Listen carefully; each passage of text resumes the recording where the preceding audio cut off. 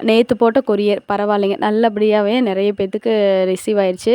இப்ப நம்மகிட்ட என்னென்னலாம் அவைலபிள் இருக்குன்னா, இலைப்பேரண்டை இருக்குங்க, கள்ளிமுளையான் இருக்கு, அப்புறம் இந்த சிறுத்தை புளின்னு சொல்லுவேன் இல்லைங்க, அது இருக்கு. பெரிய கள்ளி செடி இருக்கு, லெமன் கிராஸ் இருக்கு, வெட்டிவேர் இருக்கு, அப்பக்கோவையோட கட்டிங்ஸ் வேணா இருக்குங்க. செடி இருந்ததெல்லாம் குடுத்துட்டேன். இப்ப என்னோட தேவைக்கு மட்டும் தான் 1, 2 அந்த மாரி வச்சிருக்கேன்.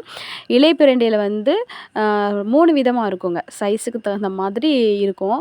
அப்புறம் சில இலைப்பேரண்டையில வந்து பூவும் வச்சிருந்துச்சு. நான் நேத்து போட்டதுல. பரவால்ல. நான் கொரியர் போட்டு நெறைய பேத்துக்கு நல்லாவே பக்காவாவே டெலிவரி ஆயிருச்சு. இப்போ கொரியர் போட்டதுலருந்து 1 ஆர் 2 டேஸ்லயே வந்து வாங்கிருங்க. ரொம்ப நாள் விட வேணாம். ஏன்னா, இதெல்லாம் வந்து உயிர் செடிகள். நம்ம ரொம்ப நாள் விட்டுட்டோம் அப்டின்னா, ஒவ்வொரு செடிகள் வந்து நல்லாருக்கும். ஒவ்வொரு செடிகள் வந்து காஞ்சு போயிரும். இல்லன்னா வாடி போயிரும். கொரியர் போட்டுட்டு உங்களுக்கு பில் வந்து நைட்டு இல்லைன்னா காலையில அனுப்பிருவேன். அத பார்த்துட்டு ட்ராக் பண்ணிட்டு அடுத்த நாளே வாங்கிருங்க. சரிங்களா? அதே மாரி செடி வாங்கிட்டீங்க அப்டின்னா, அத தண்ணீல வந்து வைங்க. வச்சுட்டு அதுக்கப்புறம் நடவு பண்ணுங்க. கொஞ்சம் ஃப்ரெஷ்ஷாவும் இருக்கும். நிழல்ல வச்சீங்க அப்டின்னா, நெறைய புது தளிர்கள் வந்து வளர்ந்து வந்து செடிகள் நல்லா குரோத் ஆகும். அதுக்கப்புறம் கூட நீங்க வெயில் படுற மாரி இடத்துல வச்சுக்கலாம்.